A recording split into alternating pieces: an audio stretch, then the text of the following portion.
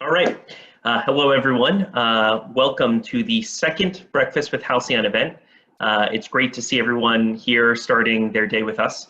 My name is Ryan Ross. I'm Halcyon's Chief Innovation Officer, and I am thrilled to be sharing some time and space with each of you, obviously at a very unique time in our world. We started this weekly series because we really wanted to add Halcyon Fellows' voices to everything that's out there right now. One of the real pleasures of my job and of so many other people is that we get to work with the world's leading innovators each and every day. And, for so many people, and I know I feel this way myself, when I wake up in the morning, kind of getting your day off to that great start, hearing from people who provide both a little bit of information, also a little bit of inspiration, is always the best way to make sure that I'm rocketing off to a great day. So we're going to be doing that each Wednesday. This is our second Breakfast with Halcyon, and today we're going to be diving into mental health. So I know there are a few people who may be joining us who are new to Halcyon, so just a little bit of brief context. Halcyon's a nonprofit based in Washington, D.C., and we're dedicated to empowering social entrepreneurs and civic-minded artists with extraordinary and world-changing ideas. So the biggest way we do this is through our fellowship program. So we provide a combination of housing and work and studio space. We'll give these incredible innovators mentorship, stipends, and other resources.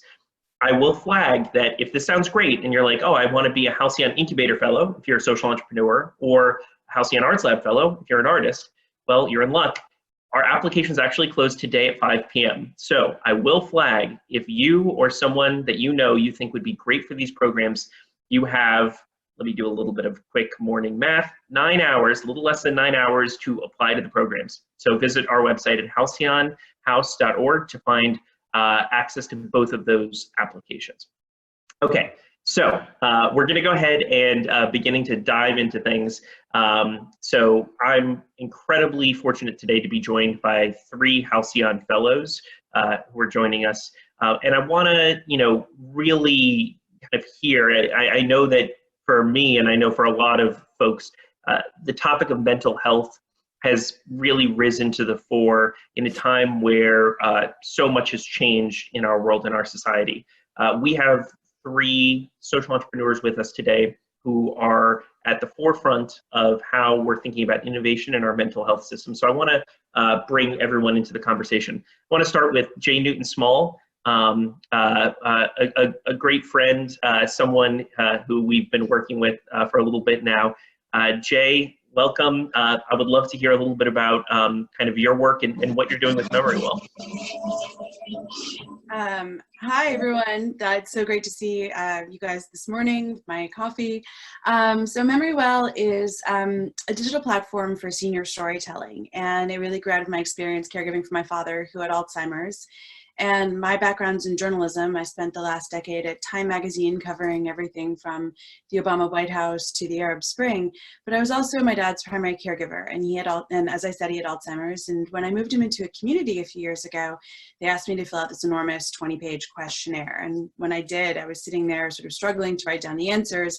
And I didn't really have a lot of faith that the sort of caregivers would read and understand 20 pages of handwritten data points for like the 100 residents there. And so instead, I did what I do best. I was a writer, and so I wrote down his story. And I kind of plastered the community way that I put it up everywhere. And they loved it. They remembered it. They told each other about it. 2 of his caregivers were Ethiopian, and they'd had no idea that my dad had actually lived in Ethiopia for 4 years early on in his career with the United Nations, and they really became his champions. They would sit for hours with him asking what it was like to work with Emperor Haile Selassie. And Dad loved it because he still remembered Africa from his early 20s at that point, even if he didn't remember last week or last month or last year. So that was 3 years ago. I started the company at Halcyon. I left Time in early 2017. And we now work not only with memory units and those with cognitive impairment, but we also use our stories to address social isolation and depression, which is really at epidemic levels already before this pandemic of coronavirus amongst seniors, and hoping that our stories can better connect seniors who are aging in place, but also connect them virtually with their families, but also with those in their localities. And so that's one of the many sort of applications that we found for our stories across the healthcare system, as we really try to put the heart into the tin man of care, as I like to say. I love it, and really excited to dive in. I think that of just about everyone, seniors have obviously been affected the most by this, or at the highest risk of some of the really, scary aspects of COVID-19, and not the least of which is the level of isolation. So very excited to dive into this and really unpack this a little bit more. I want to also bring into the conversation the other two Halcyon fellows here. Kavi, I'm going to jump to you next. So Kavi's actually at Halcyon right now. Unfortunately, we're not all at Halcyon with you, but that is kind of the state of the world right now. Kavi, how are you doing this morning? I think you're on mute still. Hey there, how are you? Doing well. Hi okay, guys. Fantastic. Hi there, my name is Kavi. I'm the CEO and founder of Rose.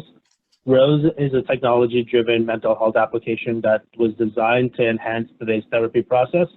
We've built Rose as a web and mobile platform that allows patients and their therapists to interface with multiple touchpoints, with an emphasis on getting a more informed view of each patient.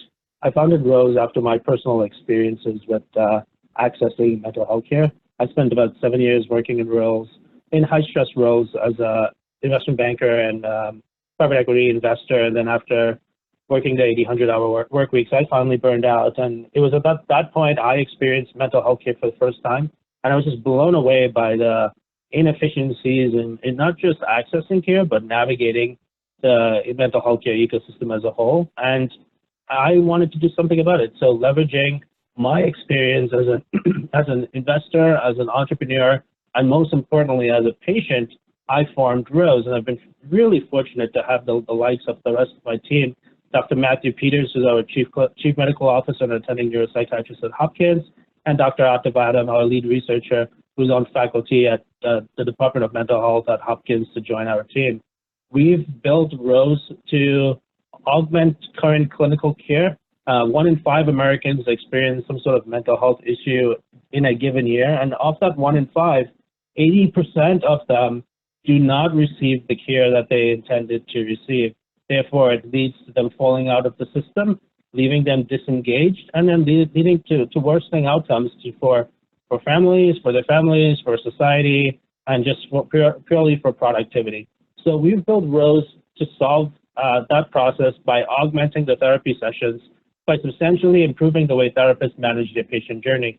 How this works is that we sell the product to clinicians, to therapists, and they then suggest their patients use it.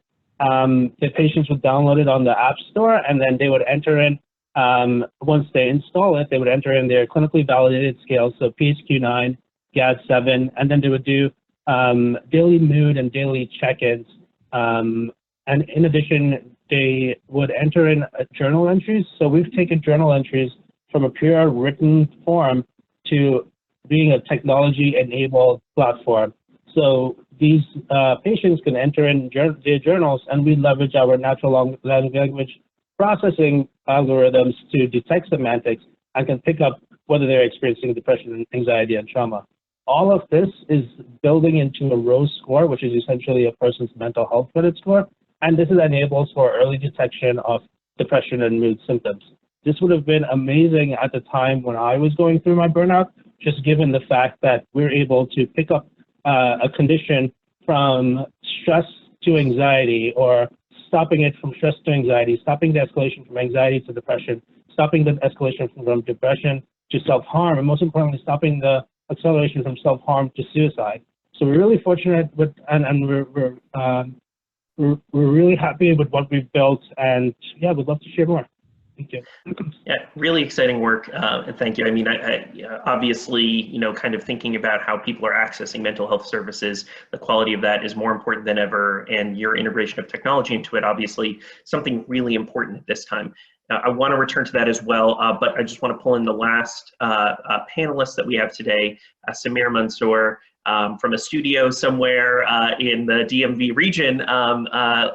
Samir, how are you today? I just have to first, the whole setup there looks like you've got a really professional outfit. Gotta make it feel like work. Good morning, everybody, and thank you for joining bright and early. And I hope this finds you all in strength and in good health. So my name is Samir Mansour. I'm the founder of No Limit Generation, and I'm also the co-founder of Live Safe. And I got started in this journey 2 years ago when, after leading the organization Live Safe to provide safety and security for millions of people around the world, what I realized watching on the news was there was a genocide taking place in the border of Myanmar and Bangladesh. I ended up going to the front lines and starting a facility that takes care of 500 children and realizing that these children who are all genocide survivors, it's not just enough to build a facility where we take care of these kids, it's what's the quality of care that's taking place in these environments. And as a result of that, realized that the caregivers around these children in crisis times are not necessarily equipped with the adequate training or resources they need to address the unique challenges that these children are facing. And so we bridge this gap by producing accessible mental health and well-being training videos that support parents, teachers, social workers on the front lines. And they're also designed to provide caregivers with the critical guidance that they need so they can show up as engaged, informed protectors of these children so they can stabilize, protect, and heal these children. And so in the course of this work, we realized that 50% of children in the United States also who are experiencing mental health issues will never see a professional about it because of lack of access, or because whether through expenses or whether through just not enough social workers out there.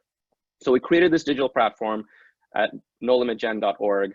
All our videos that feature world's leading child well-being experts are open access and designed to support any organization working with children. So it's free to view, free to access. They're developed in partnership with the world's leading experts, and they're all trauma-informed, evidence-based. And then where applicable, we translate and dub them into different languages as well for global impact.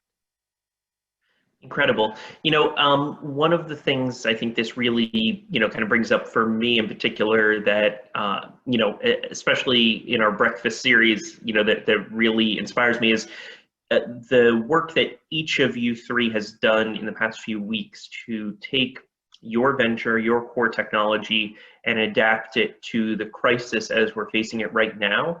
Because obviously one of the main fronts of this, obviously health is at the forefront. Mental health is also one of the most critical battles that we're fighting right now.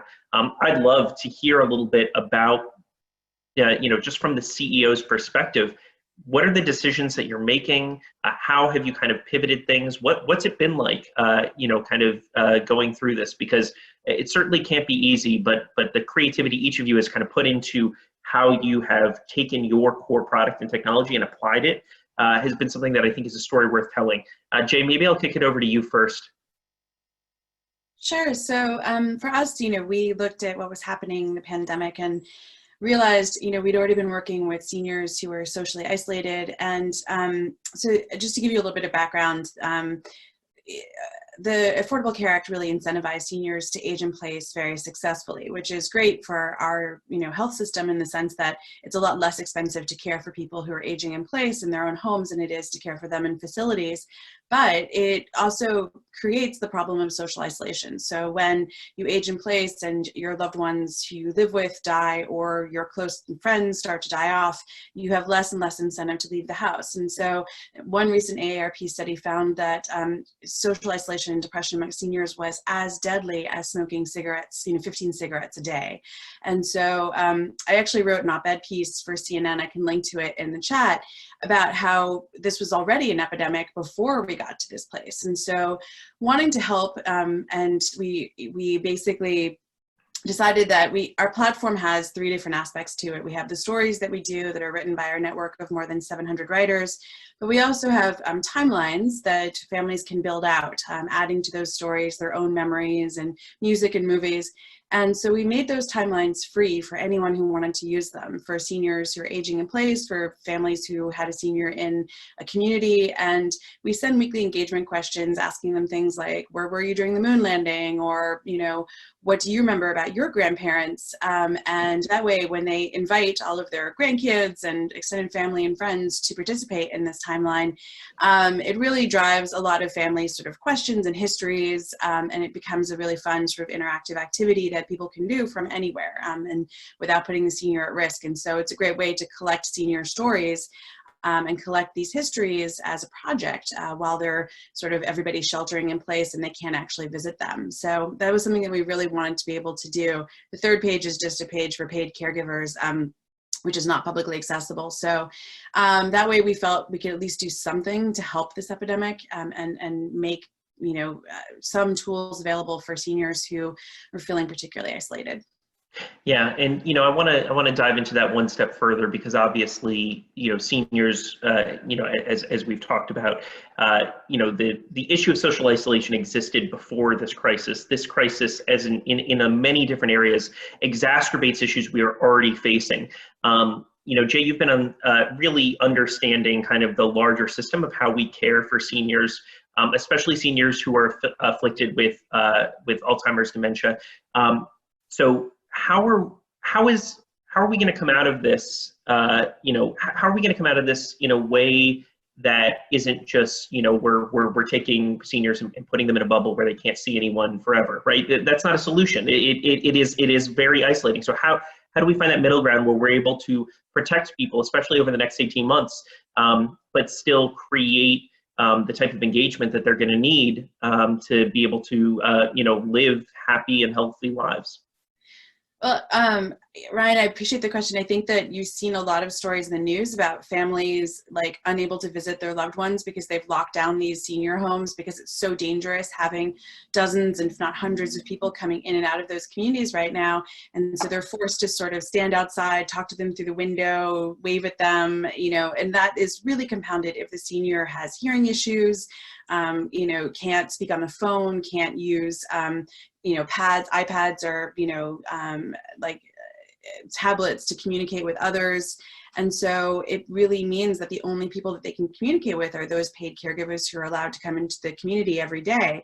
And even then, that's really dangerous. You saw with the nursing home in Seattle and the other one in Mount Airy, Pennsylvania, or Mount Airy, Maryland, actually, in recent weeks, how one single healthcare worker coming in who was asymptomatic, didn't have a temperature, they were testing all their workers, but actually was positive for coronavirus, spread the virus everywhere. It's killed almost a dozen people in that particular nursing home in Maryland and infected, almost, I think, 100 more, including more than 24 staff. And so it's a really dangerous situation, I think, to put all of our oldest and frailest in one place. And I think that coming out of this, we're going to have a serious conversation about, nursing homes and senior living and how we do this in a way that isn't, inherently dangerous. And not only in terms of coronavirus, but also in terms of isolation, like you said, putting them in a bubble and sort of setting them off to sea, like a sort of Pyrrhic Viking goodbye.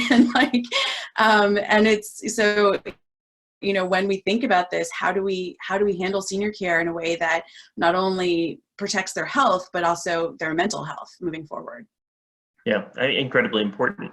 I think that, obviously that is a population most affected in terms of, it is most important for them to isolate. We should all be isolating right now, of course, and practicing social distancing as much as possible. This, Kavi, has really kind of shifted, I think, a lot of what our daily routines are, our social interactions in terms of issues that are exacerbated, people with pre-existing anxiety, other mental health issues. We obviously, we haven't been in a global pandemic in quite a while. This is very scary times for just about everyone. Your platform, Rose, really does a lot of work in terms of bridging, from a technology standpoint, that clinical relationship. What have you been seeing and hearing from your users and your customers about how things have shifted in this time period? Sure, that's a great question, Ryan. We see the changes in 3 different areas. within the healthcare ecosystem. We're seeing on the patient side where there's a more of a demand with depression and anxiety concerns. Clearly, as was mentioned, social isolation is a big part of why people in general are feeling more depressed and anxious. On the clinician side, we're seeing that they're scrambling to find a solution to keep in touch with their patients. Remote patient monitoring is something that's really taken off over the last few weeks, and Rose was on the forefront of that, developing our platform to keep the patient more connected with the clinician. When we look at infrastructure as a whole, we're seeing that HIPAA regulations have been relaxed to the level that it's unbelievable that a FaceTime visit can now count as a regular telehealth visit.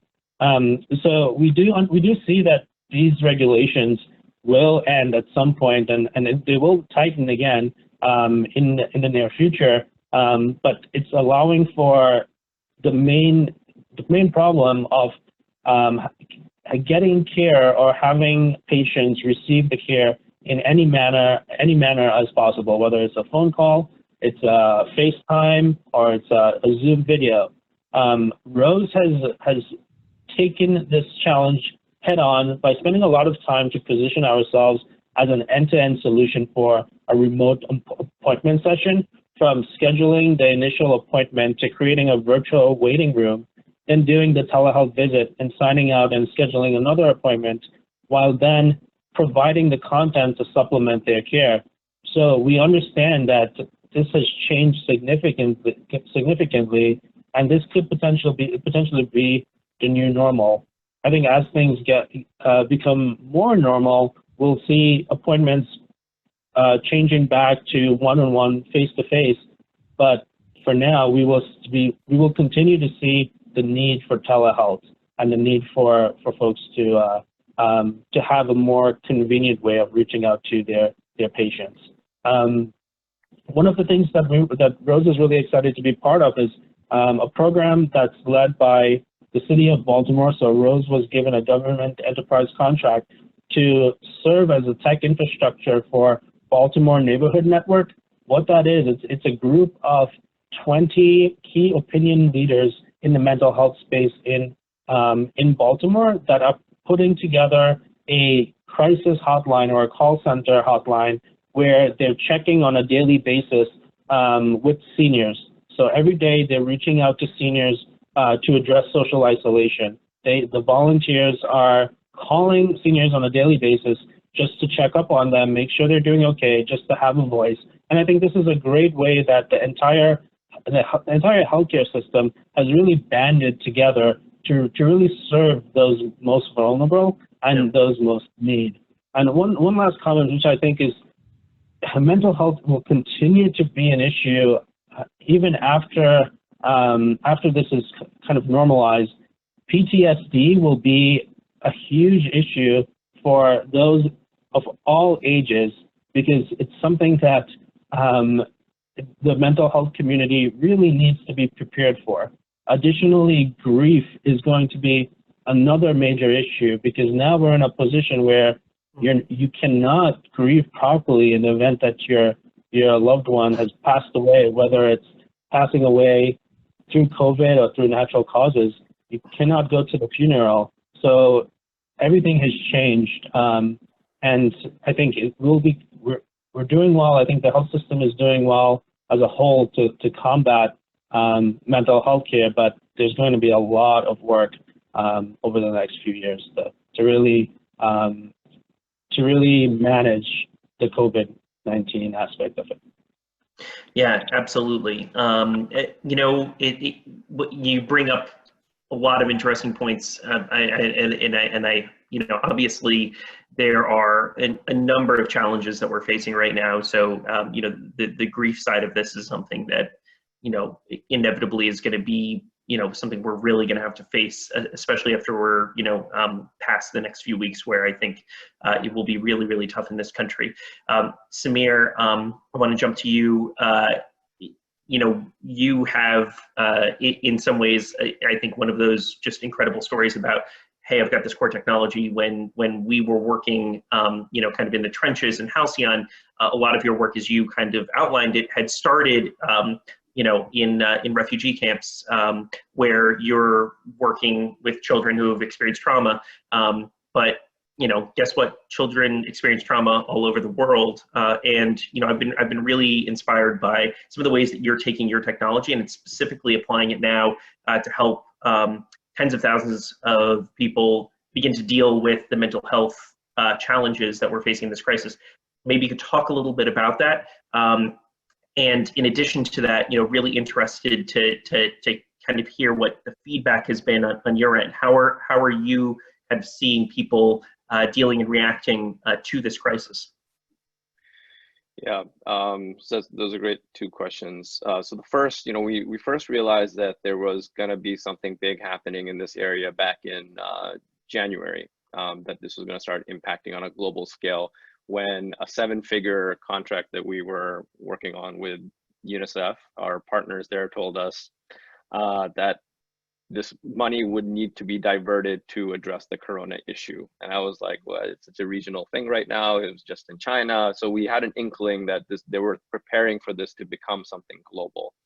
And so as a CEO, you know, you gotta start to pivot. And our mandate is that in times of crisis, we want to be there with support services. And we're actually supposed to be right now in California filming resources for, you know, to support the largest fire disaster recovery efforts in Butte County that you may remember for a year and a half ago. So we can't even be there right now. So, and we can't be anywhere right now. Our film team, for example, is in Montreal and they're frozen in place. So we have to adapt. And one of the big challenges, of course, as Kavi outlined, is that the second wave of this pandemic is going to be a mental health one.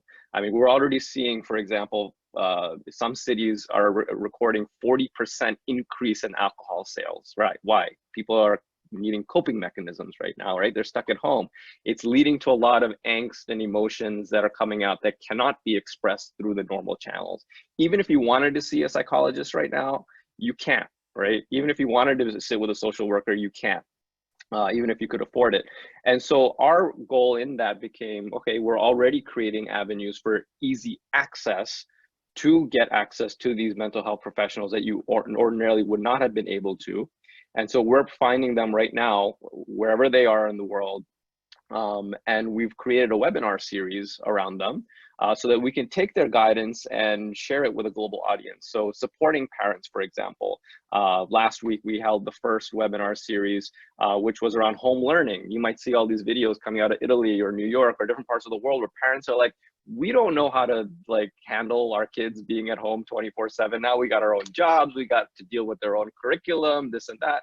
And so we brought in these world-renowned experts from England on here's how you can develop a home learning system that's going to work for you. And the advice they gave was incredible because it's almost like advice that you would never think for yourself. They were like, don't even try to bring the school into the home environment, because if you do, you will fail, you will stress yourself out, you will damage the relationship with yourself and your child.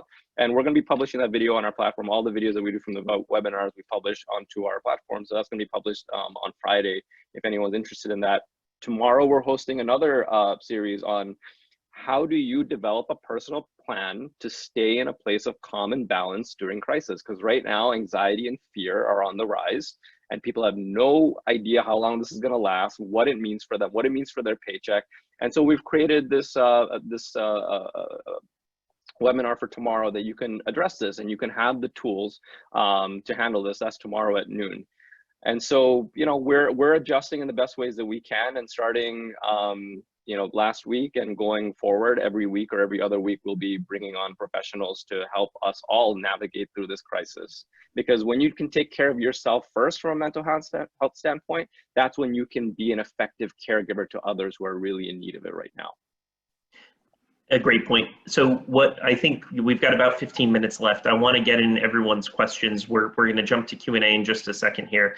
I'll also flag that at the very end of this, I have Samir's graciously agreed to kind of take those words into action. I think we're going to kind of end this session today as we get close to 9 o'clock with a little bit of breath work, just a minute or two to start the day. This is kind of a part of what we do at Halcyon, try to, kind of promote health and well-being of the fellows. And I think that for everyone on this call, hopefully that will be putting the words, Samir, that I think you were just saying into action. So I appreciate you in advance for doing that. Very quickly, before we jump to audience Q&A, I do want to bring in my colleague, Andrew Jacobs. As you know, Halcyon's a nonprofit, and we're trying to do our best to support the work of incredible founders like Jay, Kavi, and Samir, and would love to bring Andrew into the conversation to talk a little bit more about the organization. Andrew, are you there? I am here. Thank you, Ryan. Hello, good morning, everyone. Hope you're all feeling healthy. Thank you so much for joining us today. Today is actually the first night of Passover, and I can't think of a better way. If you know anything about the holiday, it's all about community and bringing folks together. So I can't think of a better way for Halcyon to celebrate that special day. It really does mean a lot that you're here, and we're very grateful. We are also so grateful for the financial support of our community. As Ryan said, we are a 501c3 official public charity, which means we rely entirely on donations from individuals, corporations, and foundations. And we are working harder than ever right now to overserve our fellows professionally, personally, financially. So therefore, our financial support, those donations are more important right now than ever before.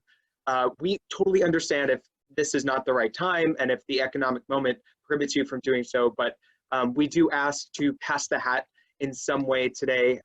Whether you want to give a small gift of $2 per month or join our membership program, we really hope you'll consider supporting our great work so we can continue to put really great virtual programming like this together.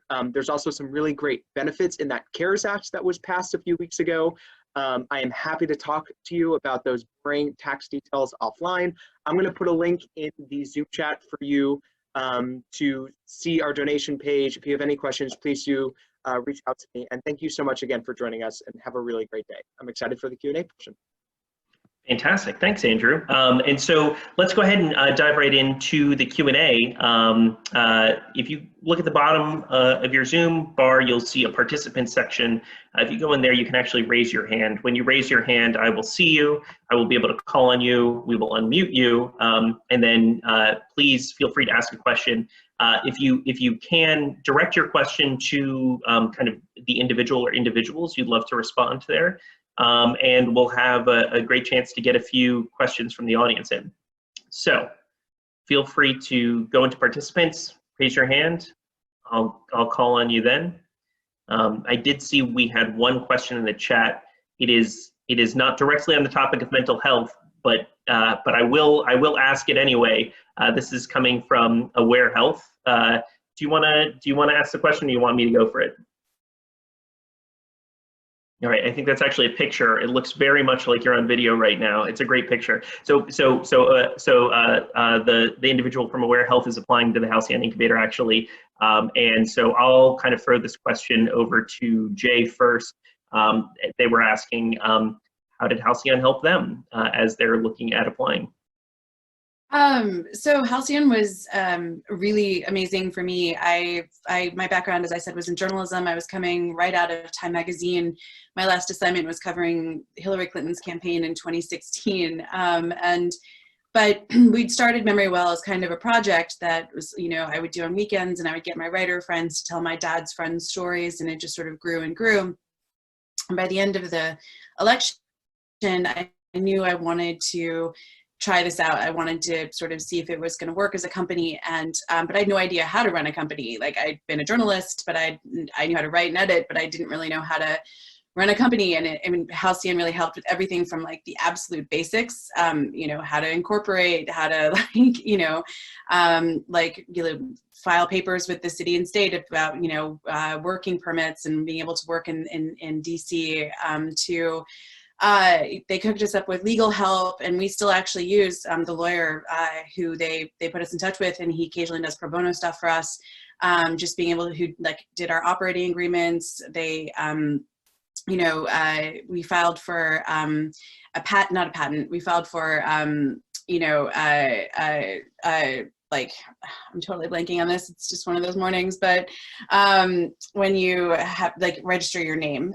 So we registered our name, and we, it was just really amazing just on every level. I think that beyond the resources of the staff, for me, I live in Washington, D.C. I have a house here, but I chose to go live in Halcyon during that time, and I really, really appreciated living there, just because the fellows themselves, I feel like, were amazing resources for us as well, and we really helped each other out a lot. None of the companies are competitive, and most of them are in completely different areas that from what you're working in, but we're all going through similar experiences. We're all starting off, in various stages of starting off a startup, and usually one with social missions, which is particularly difficult, I think, to raise money. And so, one of the people in my class, Sergio, just graduated from Harvard Business School, and he helped us with our business plan. And another, Kevin Lee, was a great designer and helped us with with our decks, and I helped them with crafting their stories and crafting their pitches. And so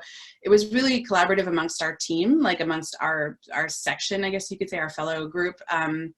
And we still remain really close friends. I think I'm in touch with most of the fellows still. They've scattered back, to the four corners of the globe, but it's really nice to be able to still keep in touch with them and hear how their endeavors are going. And so, yeah, I really highly recommend it. For me, it was the thing that enabled me to do this, completely. Fantastic. All right, so as a reminder, if you want to raise your hand in the participants feature, we'll get your question in. I also will kind of pop in with a question right now, but again, feel free to raise your hand. I'll make sure to get you. I'm going to throw this one over to Samir, actually.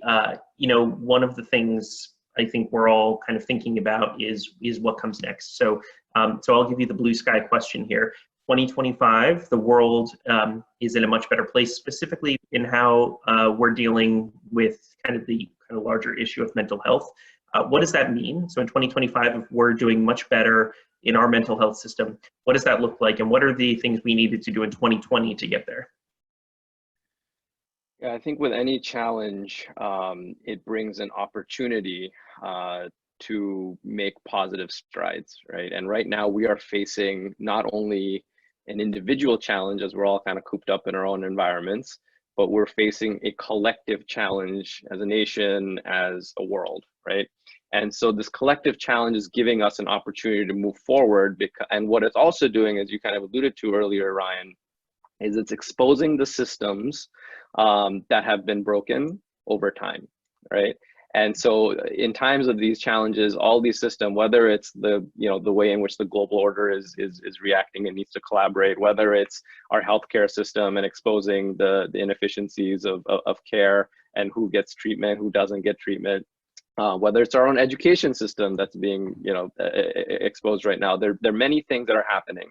And so we have a great opportunity here to, as we sit at home, how many times have we wondered ourselves, I wish I had more time at home. I wish I could read that book. I wish I could connect with my family more. I wish I could connect with myself more. This is that time you get to be a hero just by sitting at home and doing all those things, right? What this is asking of us, if we want to see 2025 be successful, what this is asking of us now is to reflect on all those things, all those challenges that this situation is exposing in our life. Because these challenges only come up, they only appear because they need to be healed, right? And so whenever there's this global epidemic, whenever there's a global crisis, whenever there's a personal challenge, it's a reflection of a lot of the anxieties, the fears that we were already feeling. And now it's come to the surface, and it comes to the surface so that we can no longer ignore it. And so I think, there's no specific, because this is so broad, I wish I had a more specific answer for you other than pay attention to all the things that are being exposed that are broken, and pay attention to what is your role in being a positive aspect of the solutions. And there's so many founders here addressing so many different aspects of what is broken systemically. So what can we do to bring this new reality into existence that will make 2025 look like, when we look back on 2020, it's like we addressed that challenge, right? We came together. We identified the issues that were broken, and we identified what we needed to do individually and collectively to fix that situation. So I think those are the big questions that we should be asking ourselves now if we're going to look towards those kind of systemic changes being in place by 2025. Ryan, That's, and if I just add something quickly to that? please go ahead. Samir's totally right, and but I also think it's important to note that this exceptional time that we have going on right now, this self-isolating, is just the first of potentially many episodes where we're going to, as you know, a country and as a globe, take a step back as various waves of the disease move forward before we actually have a vaccine for this. To sort of self-isolate, and particularly for seniors, right? So it might not be everybody down the road, but seniors for sure are going to have to go through multiple periods of self-isolation over the next few years. And so this is something that is really becoming our new normal, and we're going to have to figure out, like, okay, like during these times of isolation, whether it's everybody, whether it's just seniors, how does this work? How do we interact with each other? How do we still be kind to each other? And I think in that new normal, in that new universe, like, what does that world look like? I think it's really fascinating, and, you know, whether or not cities, like, you know, become less full and people move out more towards the suburbs, which is an opposite trend of what's happening over the last few decades. Whether or not, like, you know, we move a lot of seniors into more rural areas and less, or, you know, densely populated areas. And so it's just so fascinating to think about the long-term implications for this. And really, we're just at the beginning. We really are, and so much, you know, really to dive into in depth in this mental health space. We have, unfortunately, just 45 minutes in this time. We hope it's been something that is, you know, enlightening, something that gives you a little bit more information, but really, you know, I think from my lens personally, inspiration just in the work that these founders are doing to bring us towards that space where we're coming out of this in a much stronger place in terms of how we're dealing with mental health, both in our, you know, our communities, our country, and our world. So last but certainly not least, I want to kick it to Samir for just a minute to, you know, if we're focusing on mental health today, you know, I think that we've got to practice what we preach here. So Samir, maybe you could give us a minute or two, lead us in a little bit of breath work to get us started off to a great Wednesday. Yeah, absolutely. So I'll give a little bit of a quick primer to this. You know, I'm a life coach to many CEOs and leaders around the world. And the biggest thing that I talk to them these days about is fear. How do we address the fear aspect of this? Because it's the fear that does a couple of things to us right now. One, it's increasing our anxiety. Two, it's lowering our immune systems. Three, it's contributing to an inability to focus. And four, it's putting our survival focus first. And so that is disconnecting us from others and helping and exacerbating our feeling of lack of connection. And so one of the ways in which we can bypass this, tell our system that we are okay, is one, replacing fear with hope, strength, and courage. Whenever that sense of fear comes, know that you're taking the precautions, and know that you are not only taking the precautions, but you are safe right now, right? You are okay, and that you will deal with things as they come, if they come. Also, turn off the TV. It's okay to be informed, but not inundated, right? There's a difference, because if your brain is seeing that over and over again, it's thinking this challenge is happening over and over again. And our body goes into flight and fright mode, and it stays in that flight mode and panic mode. And that's not good for our system. So one of the ways that we can bypass this, in addition to the tactics I just gave above, is through deep breathing and meditation. It tells the system that we are okay, and it starts to regulate everything in a way that you'll feel a lot clearer, healthier, and stronger. So I'm going to do a quick 2-minute exercise. You can go ahead and sit down wherever you're sitting right now.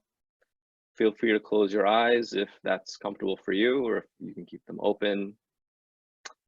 Now sit poised and raise your chin like nobility.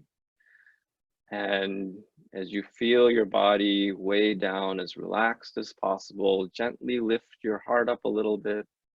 Let your shoulder blades relax down to the earth. And just take a deep breath in. And as you do, I'm going to do some counting.